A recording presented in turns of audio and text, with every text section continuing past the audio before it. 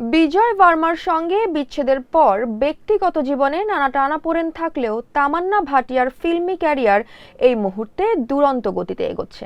দক্ষিণী সিনেমার জনপ্রিয় এই অভিনেত্রী এখন বলিউডেও সমানভাবে আলোচিত। কাজের সাফল্য আর জনপ্রিয়তা দুটোই যেন একসঙ্গে ধরা দিচ্ছে তার ঝুলিতে।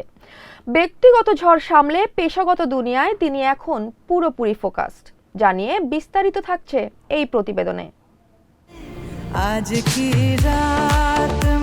2025 সালে স্ত্রী 2 ছবির আইটেম গান আজ কি রাত তামান্নার ক্যারিয়ারে নতুন মোড় এনে দেয়। গানটি মুক্তির পরেই কার্যত ঝড় উঠে দর্শক মহলে। 8 থেকে 80 সব বয়সের মানুষ তার নাচে মুগ্ধ হন। সোশ্যাল মিডিয়ায় গানটি ভাইরাল হয়। সেই সাফল্যই তামান্নাকে ফের লাইমলাইটে এনে দেয়। শুধু আইটেম নম্বরেই নয়, 2026 সালেও তামান্নার হাতে রয়েছে একাধিক বড় প্রজেক্ট। জানা গেছে এসব ছবিতে তাকে দেখা যাবে মুখ্য চরিত্রে, অর্থাৎ তিনি আর শুধু বিশেষ উপস্থিতিতে সীমাবদ্ধ নন, বরং শক্তিশালী চরিত্রে ফিরছেন বড় পর্দায়। ইন্ডাস্ট্রির অন্দরে এই বিষয়টি যথেষ্ট ইতিবাচক হিসেবেই দেখা হচ্ছে।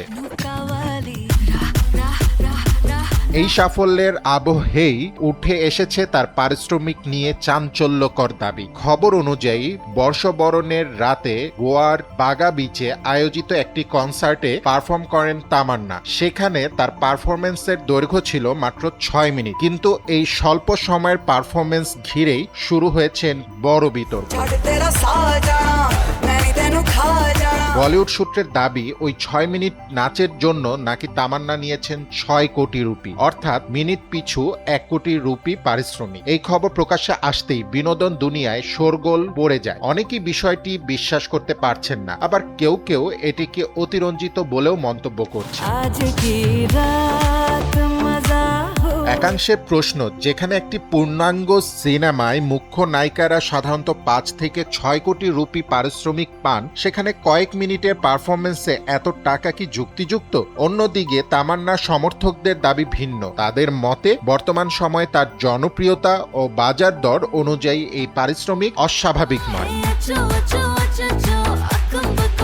উল্লেখ্য, আজ কি রাত গানের সাফল্যের পরই তামান্না নিজের পারিশ্রমিক বাড়ানোর দাবি তুলেছিলেন। সিনেমার ক্ষেত্রে সেই দাবি মেনে নেওয়া হলেও লাইভ কনসার্টে এত বড় অঙ্ক কতটা বাস্তবসম্মত তা নিয়েই প্রশ্ন। জনপ্রিয়তা ও পারিশ্রমিকের ভারসাম্য ঠিক কোথায় তা নিয়েই এখন নজর ইন্ডাস্ট্রির।